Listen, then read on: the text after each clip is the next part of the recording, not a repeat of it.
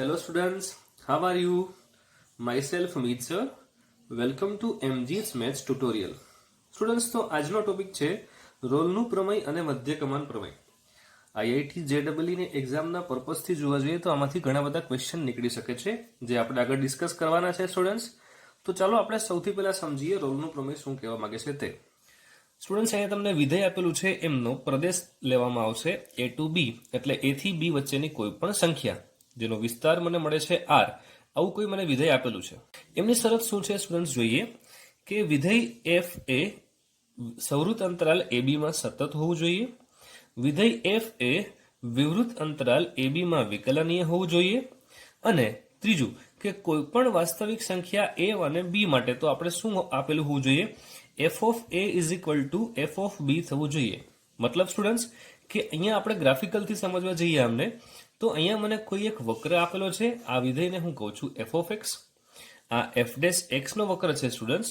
મતલબ કે જ્યારે હું a ઇનપુટ તરીકે લઈશ, મારી x ની વેલ્યુ જે હું a લઈશ ત્યારે જે કોઈ પણ મને આન્સર મળે છે આ જ આન્સર b ઇનપુટ પર મને મળવો જોઈએ. મતલબ કે કોઈ a અને b એ આ સમાન આન્સર આપે છે. મતલબ કે f of a નો આન્સર જે બી આવ્યો એ જ આન્સર f of b નો આવે છે. તો આ a થી b વચ્ચેના તમામ બિંદુ વચ્ચે આપણને ઓછામાં ઓછો એક c એવો મળશે કે જેનો ઢાળ આ ab ના ઢાળને સમાંતર હશે. મતલબ તમે સ્ટુડન્ટ જોઈ શકો છો કે અહીંયા બિંદુ c એવું છે કે આનો આપણે સ્પર્શકનો ઢાળ શોધીએ તો આ ઢાળ એ આ ab ના ઢાળને સમાંતર થશે. આપણે કહી શકીએ સ્ટુડન્ટ્સ એટલે શું લખી શકાય કે કોઈ c બિલોંગ્સ ટુ ab મળે કે જેથી f dash c is equal to 0 થાય. મતલબ કે આમને સમાંતર થાય. આપણને ખબર છે સ્ટુડન્ટ્સ કે જ્યારે પણ બે સમાંતર રેખાનો ઢાળ શોધવાનો હોય ત્યારે એનો આન્સર શું આવે છે 0. મતલબ કે આપણે લખી શકીએ સ્ટુડન્ટ્સ કે f dash c is equal to 0 થાય. તો તમને એવો પ્રશ્ન થશે કે સર એક જ એવું બિંદુ હોઈ શકે? ના, ઓછામાં ઓછું એક બિંદુ. આનો મતલબ સેકન્ડ ગ્રાફથી સમજીએ આપણે તો વધારે ખ્યાલ પડશે કે તમે જોઈ શકો છો અહીંયા આગળ a થી b સુધી કોઈ વક્ર આ રીતે આગળ વધે છે અને f of a એટલે કે જ્યારે હું a ઇનપુટ તરીકે કિંમત મૂકીશ ત્યારે જે આન્સર મળે છે એ જ આન્સર જ્યારે હું b ઇનપુટ તરીકે લઈશ ત્યારે મને મળશે. જે તમે જોઈ શકો છો કે f of b અને f of a આ બંનેની વેલ્યુ સમાન છે. અને આ વક્ર કંઈ આ રીતે જાય છે. તો સ્ટુડન્ટ્સ અહીંયા મને એવા ત્રણ અલગ અલગ બિંદુ મળે છે. એક તો અહીંયા d પાસે, એક અહીંયા c પાસે અને એક અહીંયા e પાસે, જેનો ઢાળ એટલે કે c પાસેનો ઢાળ, બિંદુ d પાસેનો ઢાળ અને બિંદુ e પાસેનો ઢાળ એ આ જે રેખાનો ઢાળ છે એમને સમાંતર ઢાળ મળશે. એટલે આપણે એવું કહી શકીએ સ્ટુડન્ટ્સ કે f of a to b નો જે કોઈ પણ ઢાળ આપણને મળ્યો આ ઢાળ સમાંતર છે c ના ઢાળને, આ જ ઢાળ સમાંતર છે d ના ઢાળને અને આ જ ઢાળ સમાંતર છે e ના ઢાળને. એટલે આપણે કહી શકીએ કે f dash c is equal to 0 થશે, f dash d is equal to 0 થશે અને f dash e is equal to પણ 0 થશે. શા માટે? એ આમને સમાંતર હોવાથી. એટલે આપણે એવું કહી શકીએ સ્ટુડન્ટ્સ કે a અને b વચ્ચે ઓછામાં ઓછું એક બિંદુ c એવું મળે છે કે જ્યાં વક્ર અને દોરેલ સ્પર્શક એ સમક્ષિતિજ છે. તેથી બિંદુ c પાસે y is equal to f of x નો ઢાળ કેવો થશે? 0. જે તમે સમજી શકો છો. Is it clear students? તો સ્ટુડન્ટ્સ હવે આપણે બીજા ઇમ્પોર્ટન્ટ થિયરમ ઉપર વાત કરવા જઈએ છીએ જેમનું નામ છે મધ્ય કમાન પ્રમેય. સ્ટુડન્ટ્સ આ થિયરમને ઇંગ્લિશની અંદર એવા નામથી પણ ઓળખવામાં આવે છે કે LMVT થિયરમ. LMVT થિયરમનો મતલબ થશે લાંગરાજ મીન વેલ્યુ થિયરમ. આમનો ઉપયોગ પણ આપણે ઘણા બધા MCQ ની અંદર જોઈશું આગળ કે કઈ રીતે પ્રશ્ન પૂછાય અને કઈ રીતે આપણે એમનું સોલ્યુશન લાવીએ છીએ. સ્ટુડન્ટ્સ પહેલા એમની કન્ડિશન જોઈ લઈએ કે વિધેયનો આપણને પ્રદેશ આપેલો છે a to b અને એમનો વિસ્તાર આપેલો છે r. એટલે કે કોઈ પણ ઇનપુટ વેલ્યુ વિધેય માટે a થી b વચ્ચેની હશે અને તમને આઉટપુટ મળે છે તે વાસ્તવિક સંખ્યામાંથી કોઈ હશે અને આપેલું વિધેય a થી b વચ્ચે સતત હોય. મતલબ કે a થી b વચ્ચે સતત હોવું જોઈએ. બીજો પોઈન્ટ છે કે વિધેય f એ વિવૃત અંતરાલ ab માં વિકલનીય હોય. તો કંઈક c બિલોંગ્સ ટુ ab માટે આપણે એવું કહી શકીએ કે f dash c is equal to f of b minus f of a છેદમાં b minus a. અમને થોડા આપણે ડિટેલમાં સમજવાનો પ્રયત્ન કરીએ. સ્ટુડન્ટ્સ તમને હું પહેલા અહીંયા આગળ આ ગ્રાફ સમજાવીશ, પછી આ ગ્રાફમાં કઈ રીતે આપણને આ વેલ્યુ મળી એ સમજાવવાનો પ્રયત્ન કરીશ. તમે જોઈ શકો છો સ્ટુડન્ટ્સ કે અહીંયા કોઈ વક્ર તમે જોઈ શકો છો y is equal to f of x નો વક્ર છે અને મારી પાસે બે બિંદુ એ અને બી એવા આપેલા છે કે જ્યાં આ વક્ર સતત પણ છે અને એ થી બી વચ્ચેના તમામ બિંદુ પાસે આ વક્ર વિકલનીય છે. તો મને કોઈક બિંદુ સી એવો મળે છે કે જ્યારે આમનો ઢાળ શોધું. આમનો ઢાળ એટલે સ્ટુડન્ટ્સ તમે જોઈ શકો છો કે આમનો ઢાળ એટલે શું થયું, બિંદુ એ થી બિંદુ બી નો ઢાળ શોધવું હોય તો અહીંયા હું કાટકોણ ત્રિકોણ બનાવીશ અને dy બાય dx ની કિંમત શોધીશ. બરાબર છે. અને આ વેલ્યુ એફ ઓફ એ ની ઇનપુટ વેલ્યુ આપણે એ મૂકીએ તો એમનો y મળશે એફ ઓફ એ. આ રીતે જો આપણે ઇનપુટ વેલ્યુ બી મૂકીએ તો એનો y મળે છે એફ ઓફ બી. કોઈ સી બિંદુ પાસે કિંમત થશે x ની ઇનપુટ વેલ્યુ થશે સી અને y ની આઉટપુટ વેલ્યુ આપણને મળશે એફ ઓફ સી. તો ચાલો સ્ટુડન્ટ્સ આમને થોડા વધારે ડિટેલથી સમજવાનો પ્રયત્ન કરીએ. તો સ્ટુડન્ટ્સ હવે આપણે આ નીચેના ગ્રાફને સમજવાનો પ્રયત્ન કરીએ કે મને કોઈ વિધેય આપેલું છે એ થી બી માં અને આ વિધેય એ થી બી ની અંદર સતત છે અને એ થી બી ના તમામ બિંદુ પાસે આ વિધેય વિકલનીય છે. એટલે આપણે અહીંયા આગળ આ બિંદુને એ રીતે લખી શકીએ કે એ એફ ઓફ એ, આ બિંદુને આ રીતે લખી શકીએ બી એફ ઓફ બી અને આપણને કોઈ સી એવો મળશે. એ કઈ રીતે મળશે તે સમજીએ.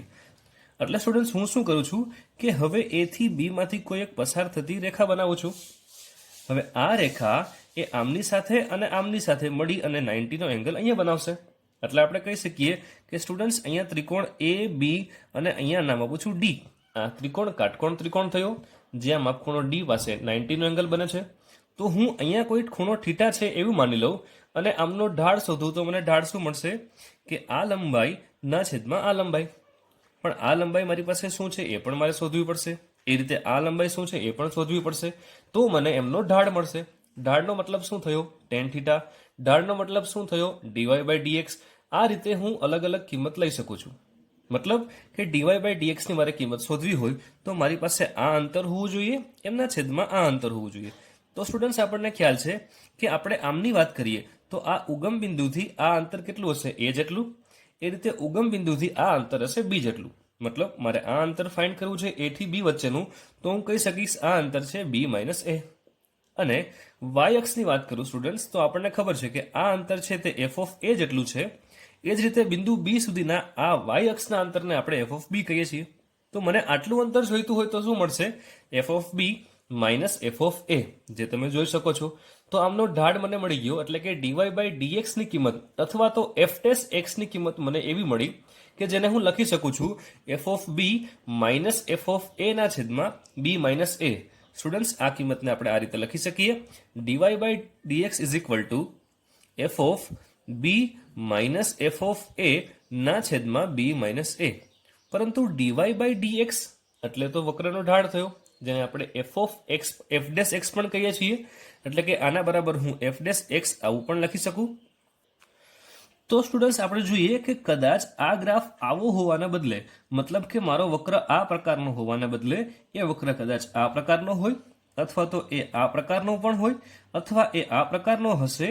પરંતુ સ્ટુડન્ટ્સ તમે જોઈ શકો છો કે અહીંયા આગળ આપણને ઓછામાં ઓછું એક બિંદુ એવું મળશે કે જેનો ઢાળ એ આ ઢાળ આપણે જે શોધ્યો આ વક્રનો ઢાળ એને સમાંતર હશે. એટલે આપણે કહી શકીએ કે અહીંયા કોઈ જો બીજું વિધેય આ પ્રકારે આપેલું હશે, કોઈ ત્રીજું વિધેય આવનો વક્ર આ પ્રકારે આપેલો છે તો આપણને એવા 1 2 3 4 આવા ઘણા બધા વક્રોના ઢાળ એ આ ઢાળને સમાંતર આપેલા હશે, જે તમે જોઈ શકો છો સ્ટુડન્ટ્સ. મતલબ કે હું શું કહી શકીશ કે આપણને એવા ઘણા બધા સી એટલે કે ઓછામાં ઓછો એક સી એવો મળે કે જેથી F dash C is equal to હું લખી શકું F of B minus F of A ના છેદમાં બી માઇનસ એ. તમે જોઈ શકો છો સ્ટુડન્ટ્સ આકૃતિમાં y is equal to F of X નો આલેખ એ c belongs to A B પર મળે છે કે જેથી વક્ર y is equal to F of X C F of C આગળનો સ્પર્શક એ એફ ઓફ એ અને બી એફ ઓફ બી ને જોડતી છેદિકાને સમાંતર થાય. મતલબ કે આ વક્ર આવો હોવાના બદલે જો વક્ર આ હશે અથવા તો વક્ર આ હશે અને અહીંયા કોઈ ત્રીજો વક્ર આપણે આવો લઈએ તો એમાં પણ આપણને ઓછામાં ઓછું અહીંયા એક બિંદુ એવું મળશે જ કે જેનો ઢાળ એ આ ઢાળને સમાંતર રેખા હોઈ શકે. એટલે સ્ટુડન્ટ્સ આપણે આવું લખી શકીએ છીએ કે tan theta is equal to dy by dx પણ ક્યાં આગળ at X is equal to C પાસે F of B minus F of A ના છેદમાં બી માઇનસ એ આપણે લખી શકીએ છીએ. Is it clear students? આપણને ઓછામાં ઓછું એક બિંદુ એવું મળે છે. ખરેખર જોવા જઈએ તો અહીંયા ઘણા બધા વક્રો હશે, એટલે ઘણા બધા બિંદુ આપણને એવા મળશે, પણ ઓછામાં ઓછું એક બિંદુ એવું મળશે કે જેને આધારે આપણે આ લખી શકીએ છીએ F dash X is equal to F of B minus F of A ના છેદમાં બી માઇનસ એ.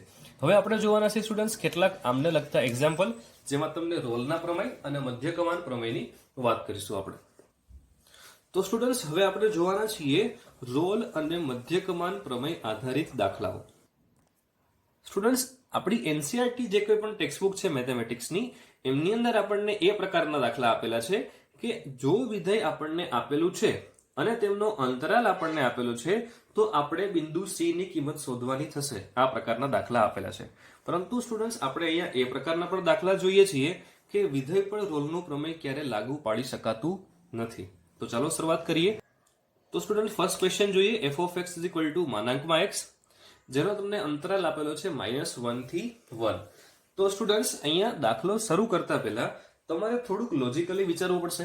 મતલબ કે જો તમને ભૌમિતિક નિરૂપણ એટલે કે મોડ એક્સ નો ગ્રાફ તમને સમજાયો હશે, અથવા તો સ્ટુડન્ટ્સ તમને જો સમજ ન પડી હોય તો એમજીસ મેથ્સ ટ્યુટોરિયલ આ ચેનલ એટલે કે મારી ચેનલ પર વિધેય ચેપ્ટરમાં તમને તમામ પ્રકારના વિધેયો અને એમના આલેખ સમજાવવામાં આવેલા છે.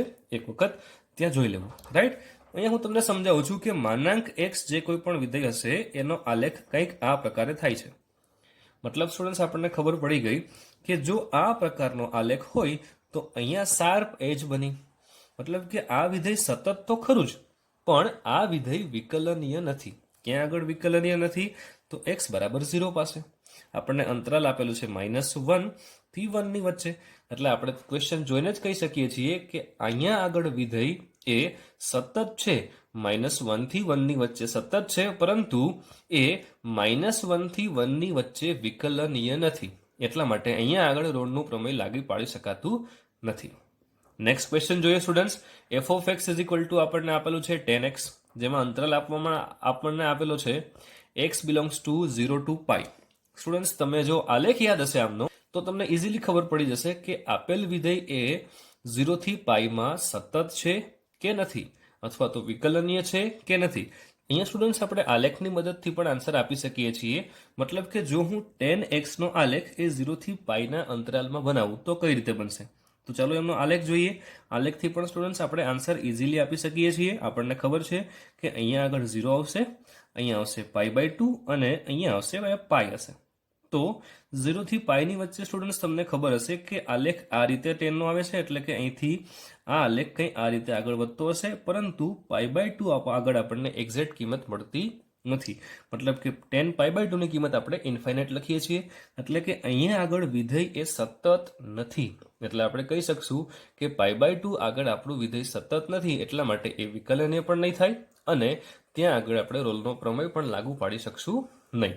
ચાલો હવે આપણે નેક્સ્ટ ક્વેશ્ચન જોઈએ સ્ટુડન્ટ્સ કે વિધેય F of x is equal two x³ - 6x² plus ax plus b એ 1, 3 પર વ્યાખ્યાયિત હોય અને રોલનું પ્રમેય લાગુ પાડી શકાય તથા c ની કિંમત આપણને આપેલી હોય તો a અને b ની કિંમત શોધો.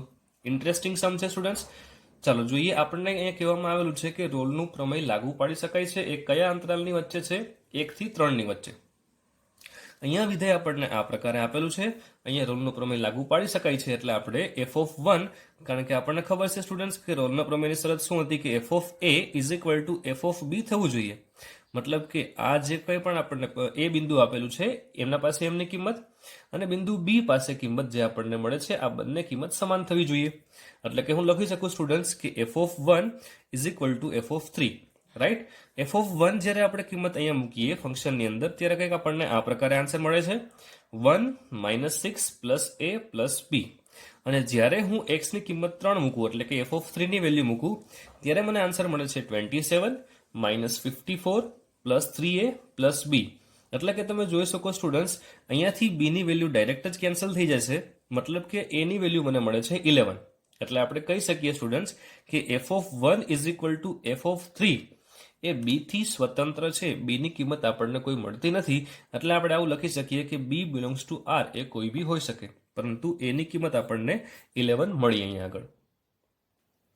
હવે સ્ટુડન્ટ્સ આપણે જોવાના છીએ મધ્યકમાન પ્રમેય આધારિત દાખલાઓ. સ્ટુડન્ટ્સ અહીંયા આગળ વિધેય આપણને આપેલું છે F of x is equal two 8x² - 7x + 5 એ અંતરાલ -6 થી 6 પર વ્યાખ્યાયિત છે તથા મધ્ય કમાન પ્રમેય લાગુ પાડી શકાય તો c ની કિંમત શોધો. આપણને ખ્યાલ છે સ્ટુડન્ટ્સ કે જ્યારે મધ્ય કમાન પ્રમેય લાગુ પાડી શકાતો હશે ત્યારે કંઈક આ પ્રકારની શરતનું પાલન થતું હશે. આ શરત કઈ છે? આપણને ખ્યાલ છે કે f dash x is equal two, આપણે આ શરત જોઈ ગયા છીએ, f of b minus F of a છેદમાં b માઇનસ a, બરાબર. અને કોઈ બિંદુ c એવું મળે છે કે જે અંતરાલ a થી b ની વચ્ચે હોય તો આપણે આને આવું બી લખી શકીએ છીએ કે f ડેશ c. તો f dash c is equal two આ કિંમત મળી આપણને. તો અહીંયા આગળ સ્ટુડન્ટ્સ આપણે એ જ કરીશું. સૌથી પહેલા આપણે f ડેશ x ની કિંમત શોધી લઈએ. f ડેશ x ની કિંમત આપણને શું મળે છે? 18x - 7. હવે હું શું કરું છું કે f ડેશ c ની વેલ્યુ શોધું. જ્યાં મને x દેખાશે ત્યાં હું c લખી દઈશ. મતલબ કે f ડેશ c ની મને વેલ્યુ મળે છે 18c - 7, જે તમે જોઈ શકો છો. હવે આપણને ખબર છે સ્ટુડન્ટ્સ કે ડેફિનેશન મુજબ આપણે અહીંયા સૂત્રમાં કિંમત મૂકી દઈએ એટલે આ કિંમત થશે f ડેશ c ની. તો f dash c is equal two લખી શકાશે f of 6 minus f of -6 છેદમાં 12, એટલે કે 6 - 6, જેનો આન્સર આવશે 12. હવે જ્યાં પણ આપણને વિધેયમાં x દેખાય ત્યાં આગળ 6 મૂકીને ચકાસીએ. જ્યાં પણ આપણને x ની જગ્યા પર માઇનસ, જ્યાં પણ આપણને સ્ટુડન્ટ્સ x દેખાય ત્યાં હવે શું કરશું? -6 મૂકીશું. એટલે કે જ્યારે 6 મૂકશું એટલે કંઈ આ પ્રકારનું આપણને મળે છે. -6 મૂકીએ ત્યારે એમનું સાદુરૂપ આ પ્રકારનું કંઈ મળે છે, જેનો આન્સર તમને શું મળશે સ્ટુડન્ટ્સ? -7, જે તમે જોઈ શકો છો. તુરંત તો અહીંયા આપણને આન્સર મળે છે -7. આ આન્સર શેનો છે? f ડેશ c નો. તો f dash c is equal two શું આપણને આપેલા છે? 18c - 7. મતલબ કે c ની કિંમત તમને અહીંયા આગળ મળશે 0. નેક્સ્ટ એક્ઝામ્પલ જોઈશું students. a is equal two 1, b is equal two 4 લઈ વિધેય f of x is equal two x² - 4x - 3 માટે a અને b પર વ્યાખ્યાયિત મધ્ય કમાન પ્રમેય ચકાસો. સ્ટુડન્ટ, ક્વેશ્ચન એકદમ ઈઝી છે. આપણે અહીંયા શું કરવાનું છે કે આપણે મધ્ય કમાન પ્રમેય ચકાસવાનો છે અને અહીંયા આગળ આપણે c ની કિંમત શું મળશે એ પણ આપણે કહેવાની છે. તમે જોઈ શકો છો સ્ટુડન્ટ્સ કે f ઓફ x આપણને આપેલું છે x² - 4x - 3. આ બહુપદી વિધેય છે એટલે આપણે કહી શકીએ સ્ટુડન્ટ્સ કે બહુપદી વિધેય છે એ બિલોંગ્સ ટુ r, એટલે કે તમામ વાસ્તવિક સંખ્યા આગળ એ સતત હશે. જો તમામ વાસ્તવિક સંખ્યા આગળ સતત હોય તો આપણે કહી શકીએ કે 1 થી 4 માં પણ તે સતત જ હશે. જો સતત છે તો વિકલનીય પણ છે. હવે આપણે શું કરીએ છીએ? સૌથી પહેલા f ડેશ x શોધીએ. f ડેશ x ની કિંમત આપણને મળશે 2x - 4. હવે 2x - 4 નો આન્સર આપણને મળી ગયો એટલા માટે આપણે કહી શકીએ f ડેશ x એ અસ્તિત્વ ધરાવશે. તો હવે આપણે f ડેશ c ની કિંમત શું લખી શકીએ? f of b minus f of a છેદમાં b માઇનસ a. એટલે કે આપણે વિધેયમાં x ની કિંમત એક વખત 4 મૂકીશું અને બીજી વખત x ની કિંમત આપણે 1 મૂકીએ. જ્યારે પણ f ઓફ 4 એટલે કે x ની જગ્યા પર 4 મૂકીએ ત્યારે આન્સર મળે છે -3. x ની જગ્યા ઉપર જ્યારે 1 મૂકીએ ત્યારે આન્સર મળે છે -6. એટલે f dash c is equal two શું થશે students? f of 4 minus f of 1 છેદમાં 4 - 1. f ઓફ 4 ની કિંમત આપણને -3 મળી. f ઓફ 1 ની કિંમત આપણને -6 મળી છેદમાં 4 - 1 એટલે કે 3. f ડેશ c ની વેલ્યુ આપણી પાસે સ્ટુડન્ટ્સ અહીંયા આગળ છે કે 2c - 4. તો 2c - 4 ઇઝ ઇક્વલ ટુ આપણે આ કિંમતને સરખાવીએ. સરખાવતા સ્ટુડન્ટ્સ આપણને c નો આન્સર મળે છે 5/2. એક વખત ચકાસી લેવું કે 5/2 છે એ અંતરાલ 1 થી 4 ની વચ્ચે આવે છે. હા, 5/2 એ 1 થી 4 ની વચ્ચે આવશે. મતલબ કે c ની વેલ્યુ છે એ 5/2 આન્સર મળી આપણને.